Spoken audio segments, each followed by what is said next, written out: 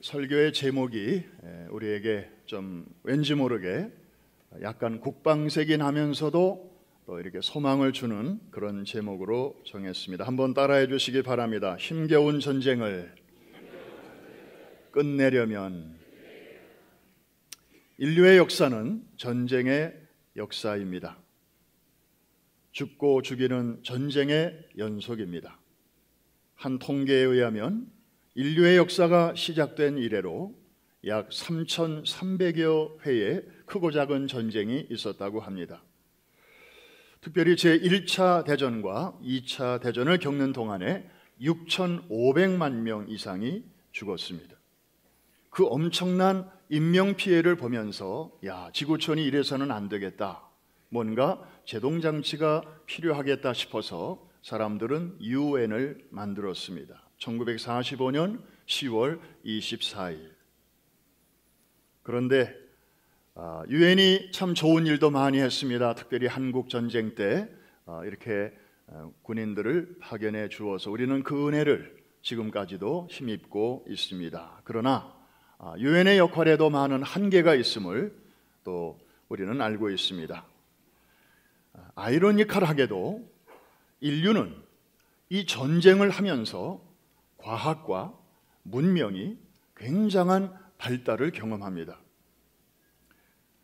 1942년에 제2차 세계대전이 시작되면서 미 육군성 탄도연구소에서는 포병용 탄도 계산표를 만들기 위해서 고심하다가 거대한 몸집을 가진 첫 컴퓨터를 만들게 됩니다.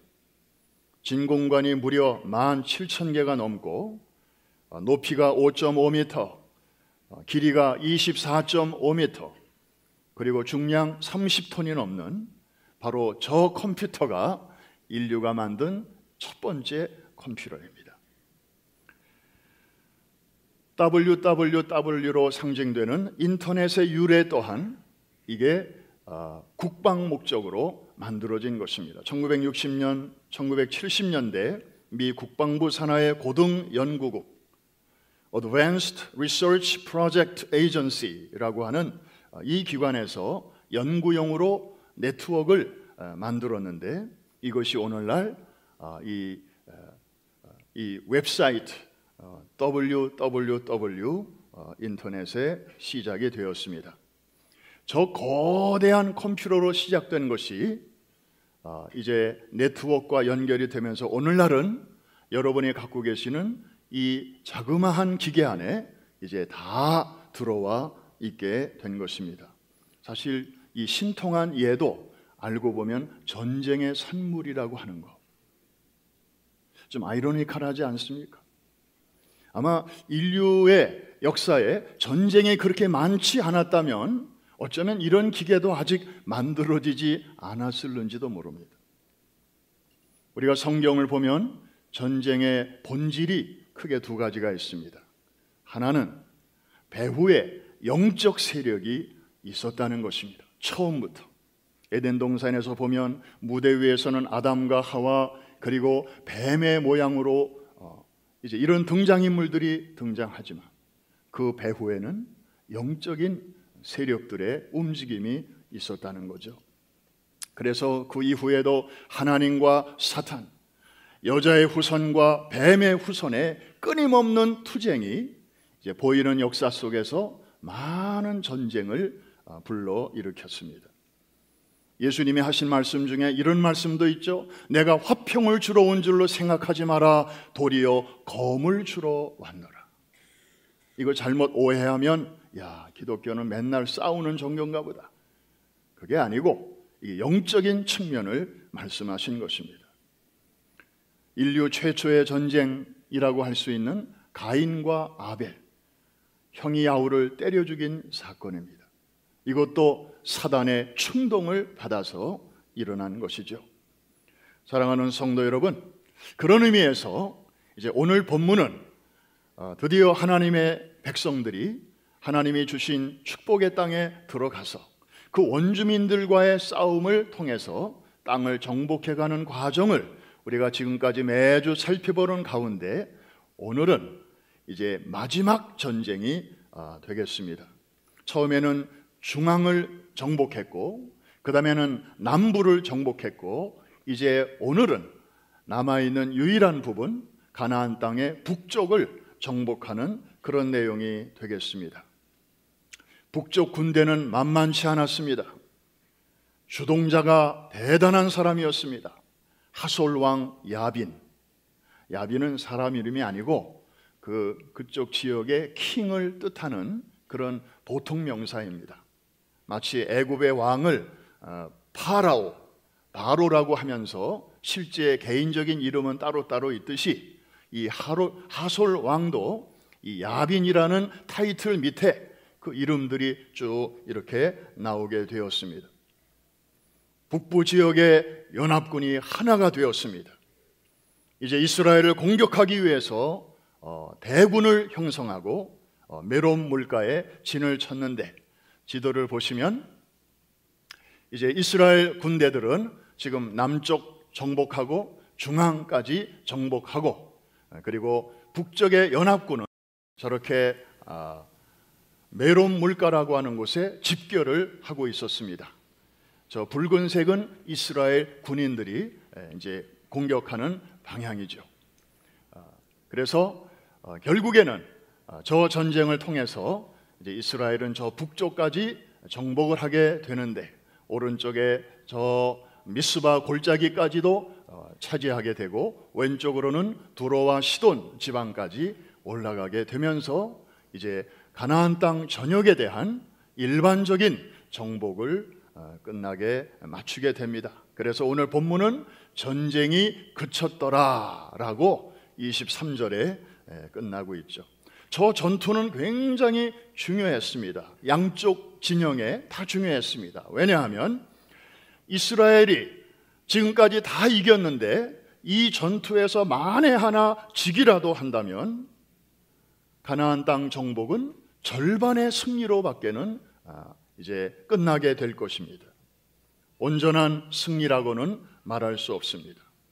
또 반대로 이 가나안 연합군 측에서 볼 때 우리마저 무너지면 가나안 땅은 완전히 이제 이스라엘 사람들의 손으로 넘어갈 수밖에 없는 것이죠. 우리라도 지켜야 된다. 우리라도 이 땅을 수호해야 된다. 그 어느 때보다도 저들의 의지는 결연했던 것입니다. 피할 수 없는 한판 승부였습니다. 자, 그런데 그 당시에 이 상황을 보면 4절, 그들이 그 모든 군대를 거느리고 나왔으니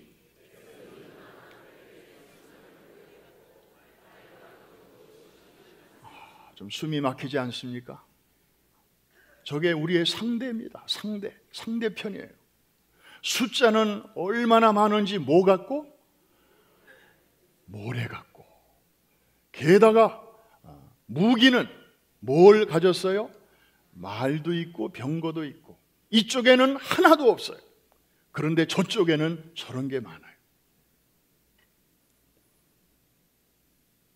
도무지 상대할 수 없는 그런 전력이었습니다. 마치 탱크 부대를 맨손으로 싸워야 하는 것과 비슷한 그런 형국이었습니다. 자, 그런데 이럴 때 하나님께서 참 개입하셔서 또 감당할 수 있도록 위로를 주시죠. 두려워 떨 수밖에 없는 상황 속에서 하나님께서 뭐라고 말씀하셨는지 우리 6절 말씀, 여호와께서 여호수아에게 이르시되 그들로 말미암아 두려워하지 말라. 내일 이맘때 내가 그들을 이스라엘 앞에 넘겨주어 몰살시키리니. 거기까지. 하나님께서 아셨어요. 두려워할 수밖에 없는 상황임을. 그러니까 첫 마디부터 딴 말씀 안 하시고 한번 따라해 주시기 바랍니다. 두려워하지 말라. 이 말은 뭐예요? 뒤집어서 얘기하면 이스라엘 백성들이 지금 어떻게 하고 있다는 거예요? 두려워하고 있다는 거예요. 하나님은 하나님이시면서도 우리의 심정, 우리의 상황, 우리의 느낌 정확하게 알고 계십니다. 할렐루야. 우리가 이렇게 누군가를 상담할 때 이게 핀트가 잘 맞는 말을 해야 상대방이 위로를 받습니다. 그런데 몇 마디 들어보고 저 사람 문제는 그거로구나 쉽게 지레 짐작하고 막 자기가 해주고 싶은 말 그런 거는 이렇게 하면 되고요, 저렇게 하면 되고요, 이렇게 얘기하면 정말 이게 핀트가 안 맞으면 한 30분, 1시간 얘기해도 별로 도움이 안 돼요. 하나님은 얼마나 자기 백성의 형편과 상황을 자세히 알고 계신지 한 번 더 따라해 주실까요? 두려워하지 말라. 오늘 이 음성을 듣게 되시기를 주의 이름으로 축원합니다. 루마니아의 리차드 범브란트 목사님, 공산 치하에서 복음 전하다가 감옥에 갇혔을 때 할 수 있는 일이 아무것도 없으니까 성경을 펴서 읽었는데 얼마나 두려운지, 죽음의 그림자가 점점 다가오니까 성경을 창세기로부터 요한계시록까지 읽으면서 두려워 말라라는 말씀에 밑줄을 치면서 읽으셨대요. 365번. 마음이 많이 안정이 됐습니다. 그런데 또 성경을 덮으니까 또 두려워지는 거예요. 그래서 다시 창세기로부터 요한계시록까지 다시 한번 밑줄 치면서 읽었는데 다른 거는 이렇게 밑줄이 두 번 친 게 365번인데 한 번 친 게 또 하나 발견돼 가지고 366번임을 알게 됐습니다. 여러분, 1년이 365일이니까 하나님께서는 하루에 한 번꼴로 이 말씀을 하시는구나. 동력의 해가 뜨면서부터, 내가 아침에 눈을 뜨면서부터 하나님은 우리에게 두려워 말라 말씀해 주시는구나. 그런데 왜 두 번째 읽을 때는 한 번 더 발견됐을까? 이분이 그게 풀리지 않아서 고민했는데 어느 날 하나님께서 알려주셨어요. 몇 년에 한 번씩 윤년이라는 게 있어서 그 해는 2월 달이 28일까지가 아니고 29일까지 하루가 더 있다는 거라. 행여나 그날 하루 우리가 두려워할까 봐 하나님께서 아주 꼼꼼하게 챙겨주시는구나. 버브라나트 목사님은 그 위기를, 그 말씀을 붙들고 잘 이겨내셨습니다. 할렐루야. 오늘 예배드리는 여러분 가운데 혹시나 답답하고 사람의 힘으로 해결하기 어려운 문제 앞에서 씨름하다가 하나님을 예배하러 나오신 분이 계시다면 오늘 이 음성을 들으시고 크게 위로받게 되시기를 주의 이름으로 축원합니다. 자, 두려워하지 말라까지만 말씀하시고 내가 저들을 내가 몰살시키겠다 여기까지만 말씀해 주시면 좋을 텐데 6절의 후반부를 보시면 조금 부담스러운 말씀이 나오고 있습니다. 자, 앞부분은 제가 다시 한번 읽고 좀 부담스러운 부분은 여러분이 한번 읽어주시기 바랍니다. 여호와께서 여호수아에게 이르시되 그들로 말미암아 두려워하지 말라. 내일 이맘때에 내가 그들을 이스라엘 앞에 넘겨주어 몰살시키리니. 그 다음 시작.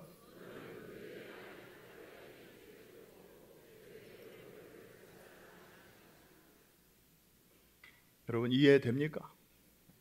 무슨 말씀인지 이해가 됩니까? 자, 전쟁을 통해서 하나님이 이김을 주실 텐데 그러면 전리품이라는 게 생기지 않습니까? 자기들에게는 없지만 적들에게 있는 것을 이제 취하게 됩니다. 말 그리고 병거. 그 당시에 가나안 족속들은요 무기와 이 장비가 굉장히 앞서 있었습니다. 이 병거는 철로 만드는 것입니다. 그런데 이 여호수아와 이스라엘 군대는요 그런 게 없었어요. 애굽에서 400년 종노릇 하다가 그리고 광야 40년 유랑 생활하다가 이제 가나안 땅에 막 들어왔습니다. 변변한 무기조차 없습니다. 말 그런 게 어디 있습니까? 그리고 여리고성 아이성 전투에서 또 전리품이 있었지만 하나님은 그것마저도 취하지 못하게 하셨습니다. 아간이라는 자가 물건 좀 탐냈다고 하나님께서 일족을 멸하셨습니다. 그러니 전쟁에서 몇 번 이기긴 했지만 저들에게는 변변한 무기조차 없었지요. 말 한 필, 병거 하나가 얼마나 저들에게 소중하겠습니까? 그런데 하나님은 너무나 매정하게도 너희들이 말들을 얻었느냐? 말들의 뭐예요? 뒷발에 힘줄을 끊어라. 영어 성경에 보니까 햄스트링. 여러분도 이 정강이 종아리 쪽에 있는 아주 중심되는 힘줄이 바로 이 햄스트링 아닙니까? 갑자기 급격한 동작을 취하다가 대개 이게 딱 끊어지기도 하죠.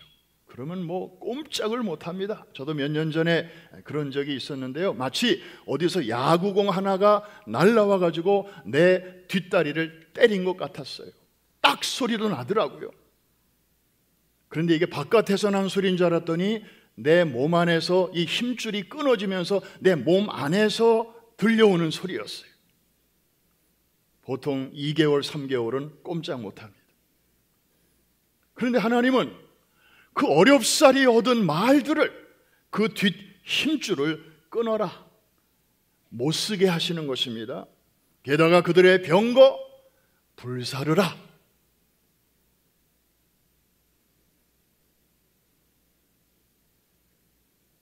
뭐 전쟁을 하라는 겁니까? 말라는 겁니까? 뭐 이기라는 겁니까? 지라는 겁니까? 참 이걸 그대로 잘 활용하면 유리할 텐데, 남은 전쟁을 할 때에도 도움이 될 텐데, 왜 하나님이 이런 말씀을 하셨을까? 그것이 오늘 설교의 포인트입니다. 하나님의 본심은 이거였습니다. 너희가 처음부터 이 전쟁, 너희 힘으로는 이길 수 없는 거 알았지?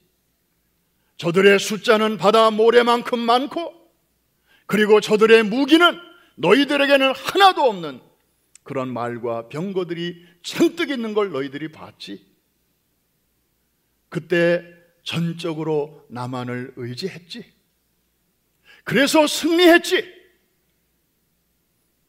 그 다음에 저런 것들을 얻었으면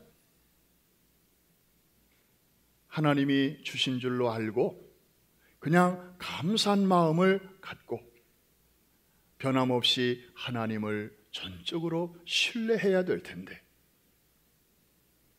내가 보니 너희들 그거 갖고 있으면 나를 의지하는 마음이 옛날 같지 않을 것 같아. 전에는 나만을 의지하다가 이제는 내가 뭘 주니까 그걸 더 의지할 것 같아. I know you. 하나님인들 왜 저들에게 필요한 거, 저들에게 있어야 할 거, 전쟁에서 꼭 갖추면 좋은 거 왜 모르시겠습니까? 하나님이 하지 마, 그거 쓰지 마, 그거 없애버려 라고 하실 때에는 그만한 이유가 있는 것입니다. 어떤 때는 그게 이해가 될 때도 있고요, 순종하기 전에 이해가 될 때가 있고, 어떤 때는 순종하고 싶은데 영문을 알 수가 없고 이유를 알 수가 없어서 힘들 때가 있습니다. 그럼에도 불구하고 또 순종하는 사람도 있고, 하나님이 이런 말씀을 오늘 본문에서만 하신 줄로 알았더니 그게 아니고 성경 곳곳에서도 비슷한 말씀을 하셨습니다. 우리 이사야 31장 1절로 3절까지의 말씀, 시작.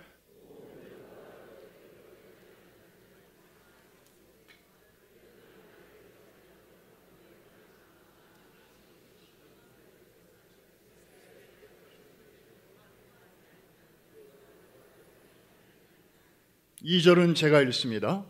여호와께서도 지혜로우신즉 재앙을 내리실 것이라 그의 말씀들을 변하게 하지 아니하시고 일어나사 악행하는 자들의 집을 치시며 행악을 돕는 자들을 치시리니. 그 다음 다 같이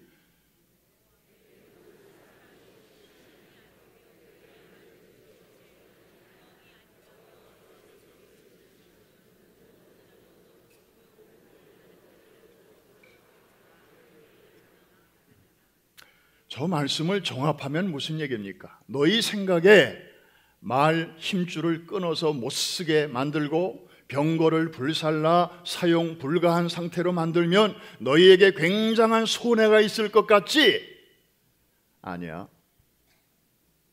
내가 뒷감당은 다 해줄게.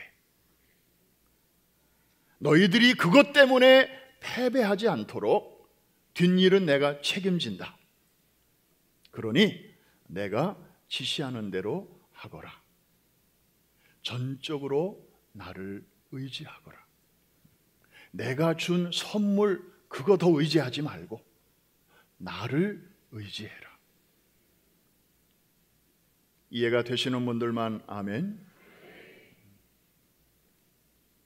도울 힘이 없는, 영혼이 없는 그런 물질, 그런 재산, 어떤 사물, 그리고 하나님이 없는 강한 나라 의지하지 말고 살아계신 하나님만, 인격적인 하나님을 의지하라는 것입니다. 다윗, 이스라엘의 정말 위대한 임금이었습니다. 그래서 유대인들은 오늘날까지도 그 다윗을 흠모하면서 이스라엘 국기에도 다윗의 별을 중앙에 딱 이렇게 새겨놓고 있습니다. 그런데 이 다윗도 하나님의 도우심으로 전쟁에서 승리한 후에 그가 어떤 행동을 하였는지, 잘한 부분도 있지만 또 실수한 부분도 있지요. 사무엘하 8장 4절, 그에게서 마병 1700명과 보병 2만 명을 사로잡고 병거 100대의 말만 남기고 다윗이 그 외의 병거의 말은 다 발에 힘줄을 끊었더니, 저기도 또 끊었네요. 그리고 저기도 불살랐네요. 그런데 다윗이 잘한 거는 잘했는데 조금 2% 부족한 게 있었어요. 다 그렇게 하면 전적으로 하나님을 신뢰하는 그 표현이 될 텐데 얼마는 그렇게 하고 얼마는 남겨놓은 것입니다. Just in case. 우리 신앙생활에도 이 just in case가 얼마나 많은지 몰라요. 순종을 하긴 합니다. 그러나 온전한 순종까지를 못 가는 거예요. 하긴 한 거죠. 안 한 건 아니니까. 그러나 대충 하는 것입니다. 그의 아들 솔로몬 어땠나요? 아버지를 통해서 하나님의 그 말씀도 많이 들었을 것이고, 그리고 솔로몬은 지혜로운 사람이잖아요. 하나를 들으면 열을 아는 그런 사람이었습니다. 하나님이 뭘 원하시는지 솔로몬은 누구보다도 잘 알고 있었습니다. 그리고 아버지와는 달리 하나님이 솔로몬에게 너 뭘 줄까? 그럴 때 지혜를 달라고, 하나님이 너무 기쁘게 여기셔서 그에게 듣는 마음, 지혜로운 남다른 그런 지혜를 주셨기 때문에 솔로몬은 하나님의 마음을 너무나 잘 알고 있었어요. 그럼에도 불구하고 솔로몬은 그의 통치 말년에 스스로 교만하여졌습니다. 그래서 많은 말들을 이제 기르고, 그리고 병거들을 이렇게 보관하는 그 병거성을 크게 지었습니다. 지금도 이스라엘 성지순례를 가보면 이제 솔로몬이 지어놓은 그 병거성의 흔적들을 고고학자들의 수고를 통해서 우리가 볼 수 있어요. 거기에 가면은 이 철병거의 모형도 거기 하나 이렇게 해놨어요. 멋모르고 그것을 보는 사람들마다 야, 솔로몬이 대단하구나. 야, 그 시대에 이렇게 병력을 아주 잘 무장시키고, 그리고 이야, 정말 그 어느 누구도 하지 못한 병거들을 이렇게 많이 준비했었구나. 역시 지혜로운 사람이야. 그러나 성경은 그것을 절대 칭찬하지 않습니다. 성경을 제대로 보는 사람은, 그리고 성경을 제대로 이해하는 사람은 똑같은 현장을 보면서 솔로몬이 이것 때문에 하나님의 마음을 상하게 했구나, 하나님보다 자기 자신을 그리고 이것들을 더 의지했었구나, 그래서 결국에는 나라가 두 쪽이 났구나, 북이스라엘과 남유다로 나누어지게 되는 그런 구실을 제공하게 되었습니다. 여러분, 이 이야기들은 결국 우리의 모습을 보여주는 스토리이기도 합니다. 오늘 우리의 사는 모습이 그렇지 않습니까? 하나님이 뭐라고 말씀하실 때 두려워 말라, 내가 싸워줄게, 여기까지만 말씀하시면 얼마나 좋겠습니까? 기분 좋게 순종할 수 있잖아요. 그런데 그 뒤에 말의 힘줄을 끊고 병거를 불살라라, 이런 말씀은 좀 부담이 되거든요. 그래도 비 오는 날을 대비해서 좀 이런 것들을 좀 준비해 놔야 그래도 안심이 될 텐데. 여러분, 오늘 여러분들에게 중요한 질문을 하나 드립니다. 정말 우리가 두려워해야 할 것은 무엇인가요? 하솔의 야빈 왕을 중심으로 똘똘 뭉쳐서 이스라엘을 치러오는 그런 쓰나미와 같은 숫자의 외적인 군대인가요? 아니면 내가 얻은 말 뒷발의 힘줄을 끊고 내가 획득한 병거를 불사르라 라고 하는 이 말씀인가요? 여러분에게 진짜 부담스러운 것은 무엇입니까? 오늘 본문을 보면 여호수아는 이런 상황 속에서 어떻게 했는지 이제 마지막으로 살펴봅니다. 그냥 결론만 보십시다. 결론 보면 중간은 다 나오는 거니까. 결론은 하나님의 말씀 그대로 순종했습니다. 우리 9절 전체를 같이 읽을 때 빨간색으로 된 부분이 아주 중요합니다. 시작. 여호수아가 여호와께서 자기에게 명령하신 대로 행하여 그들의 말 뒷발의 힘줄을 끊고 그들의 병거를 불로 살라더라. 순종입니다. 그런데 한 번만 그렇게 기록된 줄 알았더니 12절 같이 한번 읽습니다. 시작.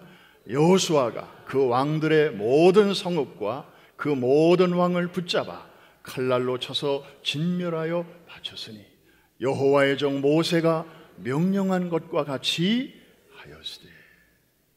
역시 순종의 모습입니다. 마지막으로 15절 한 절 더 보겠습니다. 버릴 말씀이 없습니다. 시작. 여호와께서 그의 종 모세에게 명령하신 것을 모세는 여호수아에게 명령하였고 여호수아는 그대로 행하여 여호와께서 모세에게 명하신 모든 것을 하나도 행하지 아니한 것이 없었더라. 뭡니까? 뭘 말하는 것입니까? 순종. 그런데 철저한 순종, 온전한 순종입니다. 여러분, 우리 말 중에 가장 비싼 명마가 아라비아 말이라고 하죠. 왜냐하면 이 말들은 주로 사막에서 자랐기 때문에 다른 말보다 굉장히 체력이 좋습니다. 그런데 더 중요한 것은 주인의 명령에 아주 잘 따른다는 것입니다. 그래서 전쟁터에서 유명한 장군들은 꼭 이 아라비아 말을 탔습니다. 여러분, 벤허라는 영화 보신 분들이 많이 계시죠?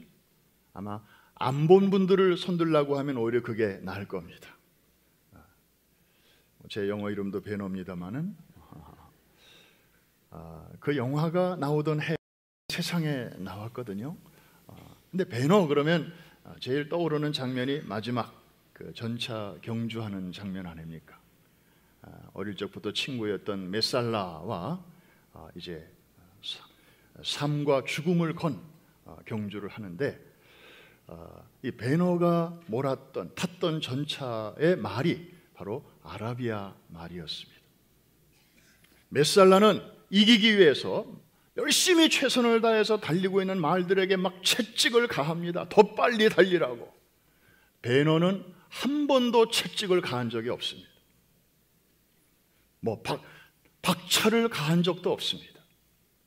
그런데 이 말들은 알아서 주인을 위해서 혼신의 힘을 다해서 그렇게 달려줍니다. 세상에 이런 충성스러운 말이 어디 있습니까? 때리면 열심히 하고 안 때리면 적당히 하고, 그런 수준의 말이 아니었습니다.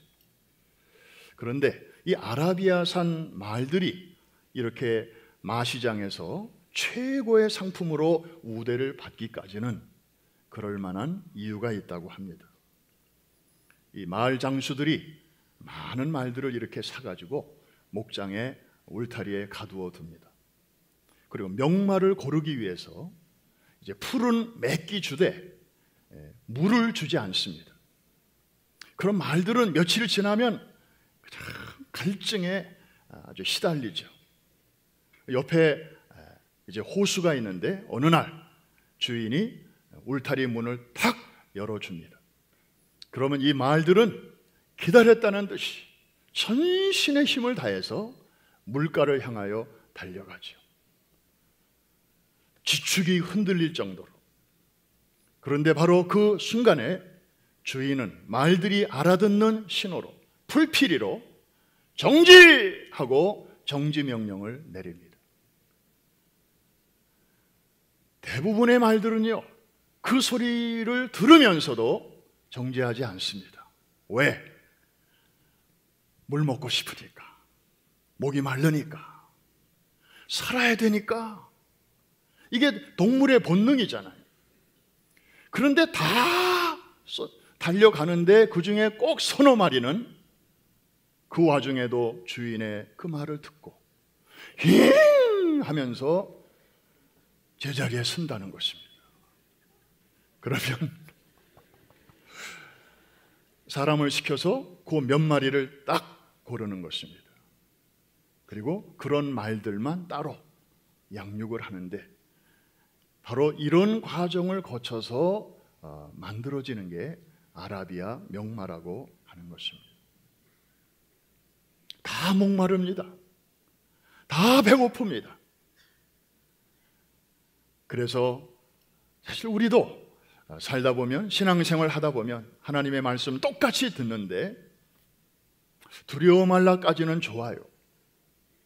내가 너의 적들을 몰살시키리라 여기까지는 감사해요. 그런데 내가 내게 준 거, 말의 힘줄을 끊고 내가 내게 얻게 한 거, 병거를 불살라라, 요거는 좀 부담스럽거든요. 그래서 우리는 자꾸 선택을 해요. 순종할 만한 것, 그리고 예외적인 것. 이게 다 목말라 그냥 호숫가로 향해서 가는 말들과 별로 다를 바가 없는 거예요.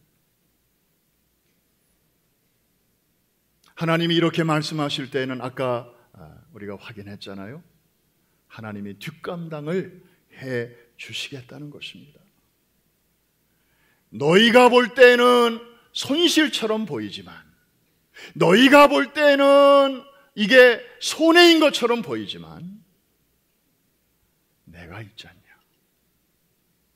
아니, 너희들이 말과 병거가 없을 때도 내가 너희를 위해서 싸워 줌으로 너희들이 전쟁에서 이겼고 그 결과로 말과 병거가 생기지 않았니? 그런데 너희는 어찌하여 그게 생기자마자 생각의 초점이 나로부터 그쪽으로 옮겨가냐? 하나님의 마음이 바로 여기에 있는 것입니다. 지난 금요일 저녁에 우리는 특별한 분의 메시지를 들었습니다. 이스라엘에서 오신 메시아닉 주, 지난 12월에 이 강단에서 첫 말씀 안에서의 만남을 가졌는데 이번에 두 번째로 오셔서 정말 귀한 말씀을 전해 주셨습니다. 저는 여러 번 놀랐습니다. 그 메시지에 내용이 너무 깊이가 있었기 때문입니다. 그 결론 중에 하나는 오늘날 많은 사람들이, 성도들과 또 선교 전문가들이 이스라엘에 대한 관심을 많이 갖고 있다.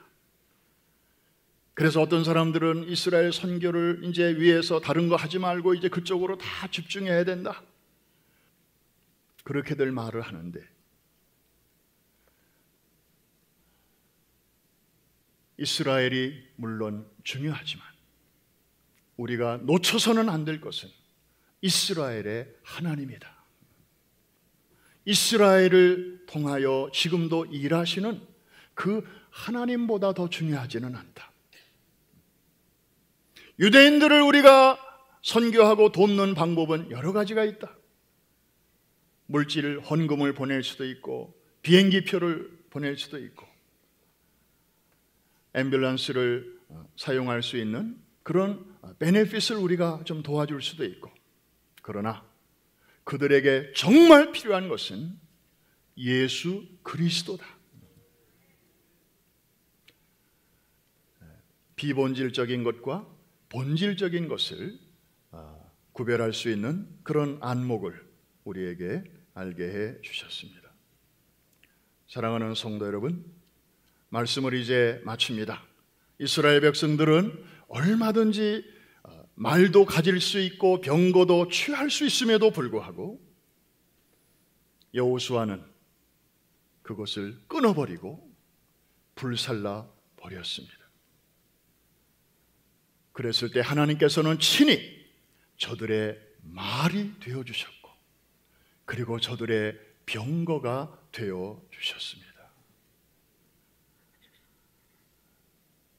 엘리사가 엘리야를 향하여 말한 것처럼 이스라엘의 마병이요 병거요.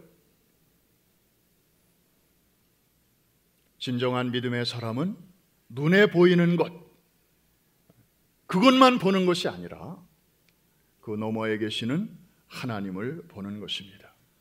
여호수아가 이런 믿음으로 순종하며 나아갔을 때 하나님께서는 이제 마지막 부분까지 잘 전쟁에서 승리할 수 있도록 역사해 주셨고, 우리 여호수아 11장의 결론 부분 한번 따라해 주시기 바랍니다. 마침내 그 땅에서 전쟁이 그쳤더라. 사람의 힘만 가지고는 이렇게 될 수 있겠습니까? 말과 병거를 의지해 가지고는 이렇게 될 수 있겠습니까? 저들이 온전히 하나님을 신뢰하였을 때 하나님께서는 저들의 앞길을 열어주시고 또 책임져 주셨습니다. 시편 62편 1절 2절에서 다윗은 이렇게 고백합니다. 나의 영혼이 잠잠히 하나님만 바라며 나의 구원이 그에게서 나오는도다. 오직 그만이 나의 반석이시요 나의 구원이시요 나의 요새시니 내가 크게 흔들리지 아니하리로다. 오늘 이 아침에 이 다윗의 고백이 저와 여러분 모두의 고백이 될 수 있기를 주의 이름으로 축원합니다. 이 신앙의 고백을 가지고 정말 하솔의 군대와 같이 감당할 수 없는 어마어마한 병력을 가지고 여러분의 가는 길을 방해하는 쓰나미와 같은 우리 앞에 도전과 많은 문제들을 넉넉히 이겨나가는 우리 프라미스 교회 또 성도들 다 될 수 있기를 주의 이름으로 축원합니다.